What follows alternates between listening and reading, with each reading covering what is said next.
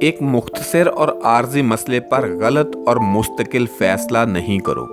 حوصلہ مندی کے ساتھ اس مسئلے کو فیس کرو، یہ ایک ویو ہے، اسے گزرنے دو۔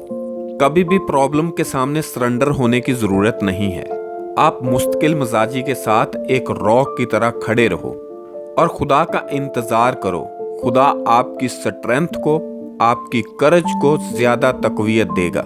خدا کی حکمت ادراک سے باہر ہے۔ وہ تھکے ہوئوں کو زور بخشتا ہے اور ناتوان کی توانائی کو زیادہ کرتا ہے۔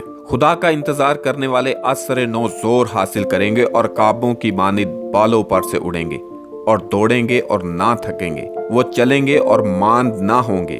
مشکل، پریشانی، مصیبت میں خدا پر بھروسہ اور امید رکھنا کسی بھی انسان کا سب سے سمارٹسٹ عمل ہے۔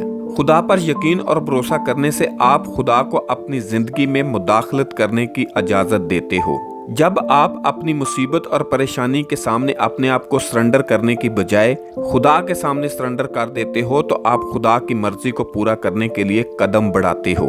پھر خدا اپنی مرضی کو آپ پر آشکارا کر دیتا ہے۔ خدا سے بولیں کہ اے خدا قدوس، میں اپنے آپ کو آپ کی مرضی کے تابع کرتا ہوں۔ آپ کی میری زندگی کے لیے جو بھی چوائس ہے، جو بھی پلان ہے، میں آپ کی مرضی کو پورا کروں گا۔ اس کے کیا کانسیکوینسز ہوں گے، کیا ریزلٹس ہوں گے، پھر بھی میں آپ کے تابع رہوں گا۔ حتیٰ کہ مجھے پتا نہیں کہ آپ کی تابعداری کرنے کے کیا نتائج ہوں گے، لیکن پھر بھی میں آپ کی مرضی کو پورا کرنے کے لیے ریڈی ہوں۔ خدا کی مرضی آپ کے لیے بھلی ہے۔ خدا کی مرضی صرف آپ کو دنیاوی کامیابی نہیں دلائے گی، بلکہ خدا کی مرضی آپ کی ابدی کامیابی کا سبب بھی بنے گی۔